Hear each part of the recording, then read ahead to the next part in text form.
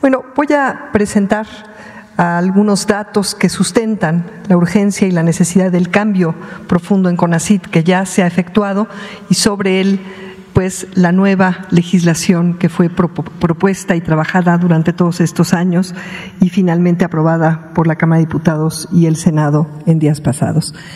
En esta gráfica les muestro cómo desde el sexenio del presidente Fox se generaron estos instrumentos, los fideicomisos, para poder ahí acumular recursos del presupuesto de egresos de la Federación y desde ahí poderlos administrar de manera opaca y ajena a las funciones del Consejo Nacional de Ciencia y Tecnología. Estos fideicomisos fueron aumentando durante el periodo de Calderón, del licenciado Peña, hasta llegar a 91 cuando nosotros llegamos. Y se transfirieron a través de estos fideicomisos y también de programas presupuestarios del CONACYT más de 45,000 millones de pesos a empresas privadas, nacionales y también transnacionales. Tenemos aquí algunas que en conjunto recibieron más de 2,600 millones de pesos de presupuesto del pueblo de México, de recursos del pueblo de México para pues subvencionar y magnificar sus ganancias. Kimberly-Clark, FEMSA, Monsanto, Continental, Volkswagen, Bayer, BMW, Honeywell, Ford, IBM, LG, Motorola, Nissan, Whirlpool, RH México, Proftec, Intel. Y además, todas estas transferencias a fondo perdido y asimismo fueron beneficiadas otras miles, casi 3,000 en total, empresas.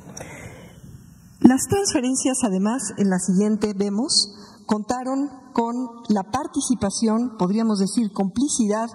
para habilitar y legitimar estas transferencias de instituciones de educación superior públicas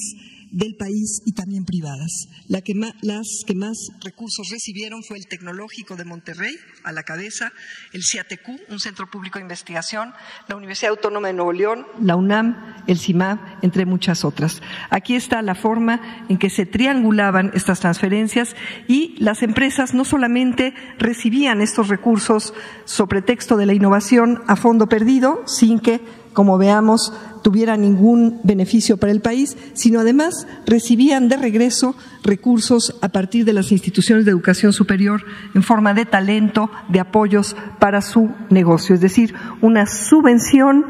sobre texto de la innovación de entidades privadas utilizando al CONACYT como entidad pública para facilitar todo este procedimiento. Adelante. A través de los FOMICs, 35 fideicomisos, se canalizaron millonarios recursos habilitados por, entre otras, una asociación civil que también recibieron recursos y dejando sin atender prioridades estatales, destinaron una gran cantidad de recursos, alrededor de 14,000 millones de pesos, para elefantes blancos de proyectos, falsas ciudades del conocimiento. Aquí tenemos algunos ejemplos de estas suntuosas edificaciones que o no se han utilizado o están subutilizadas o están siendo utilizadas para fines que no son los que tiene el CONACYT o no tenía antes el CONACYT. La que sigue, por favor. Bueno, y no solamente hubo desvío a favor de intereses económicos, sino también de intereses creados políticos. Aquí presentamos una pequeña radiografía de las redes que habilitó uno de los centros públicos de investigación en su época pues neoliberal, desviando sus funciones que deberían de ser a favor de todo el país y estrictamente para desarrollar investigación científica en ciencias sociales, en economía y formar recursos. Y bueno, sin entrar en detalle, podrán ver ahí pues nombres destacados de personas como María Amparo Casar, el propio director general.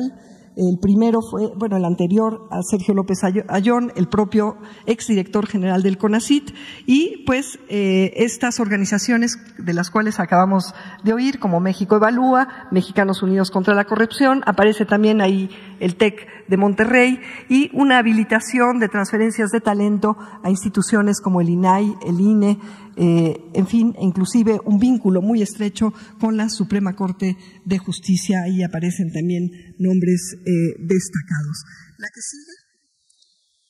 Y bueno, ¿cuál fue el resultado, por ejemplo, neto del sexenio pasado, después de todas estas transferencias y este desvío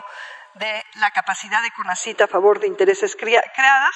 que se gastó, sí, muchísimo más, se erogó a través de CONACYT, pero México bajó 16 lugares justamente en la finalidad que se utilizó para legitimar estas transferencias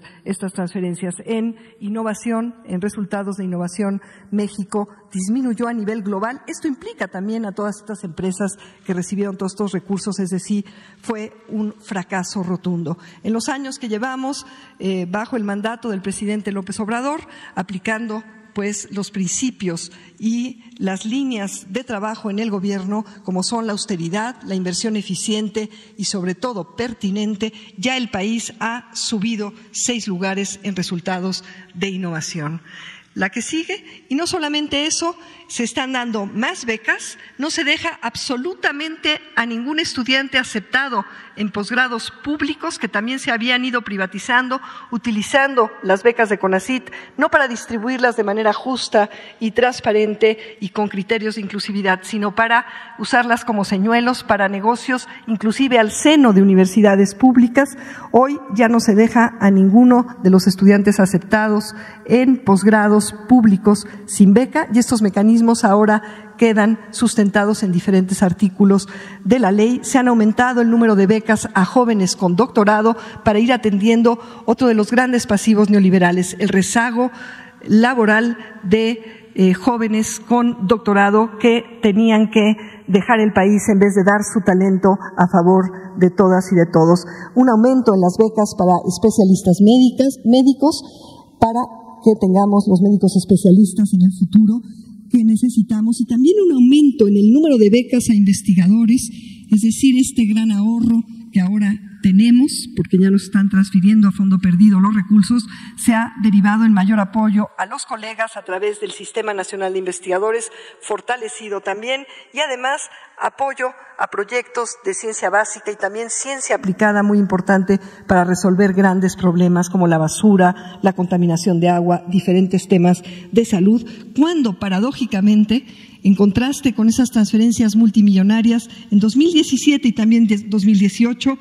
el gobierno del licenciado Peña Nieto no dio absolutamente ningún peso para todo el conjunto de la comunidad científica. Y ahí está el contraste de cómo se distribuyen ahora los recursos preponderantemente al sector público, aunque se han establecido, como vamos a ver en la siguiente, alianzas muy virtuosas con el sector privado a favor de las prioridades que tiene el país. Y aprovechamos esta oportunidad que nos da el presidente de la República para darles una excelente noticia. Tenemos patria, tenemos ya la vacuna patria como refuerzo, con los datos de la fase final siendo exitosos, cumpliendo con criterios establecidos por la Organización Mundial de la Salud para vacunas COVID de refuerzo en este caso, pero el ya contar con esta plataforma nos abre el camino a la recuperación en la soberanía de vacunas, que es tan importante para la prevención de enfermedades. Esto gracias a la conjunción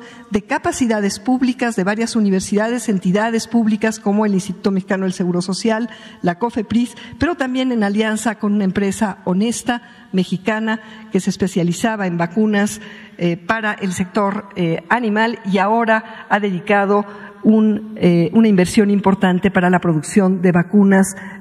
humanas para personas en nuestro país. Y además lo importante es que esta alianza no solamente va a generar esta soberanía tecnológica en vacunas, sino además la posibilidad de retorno de valor al pueblo de México a través de una alianza estratégica con Avimex. La que sigue.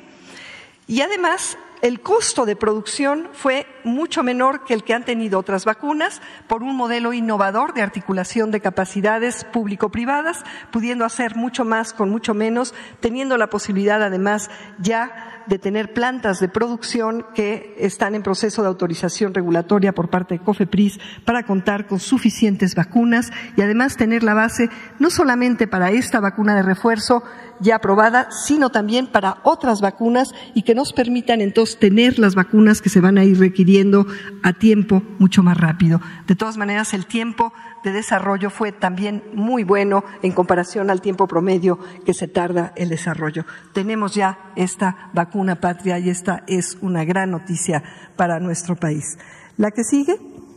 Bueno, y con todo esto y mucho más que podría yo contarles, es fundamental contar con una ley que no permita simulaciones y normas a modo para derivar multimillonarios recursos del pueblo de México a favor de empresas sobre pretexto de la innovación y a fondo perdido, sino seguir atendiendo como de facto, de hecho, hemos ya logrado en estos años, a partir del 1 de diciembre de 2018, y que no se pueda retrogradar una ley que de veras defienda y utilice de manera eficiente los recursos de CONACYT para un desarrollo humanístico, científico, tecnológico, en favor del interés general y del pueblo de México. Y para explicar de una manera resumida la ley, hay un video de 2 minutitos que, si me lo permite, presidente, podemos presentar al pueblo de México. Muchas gracias.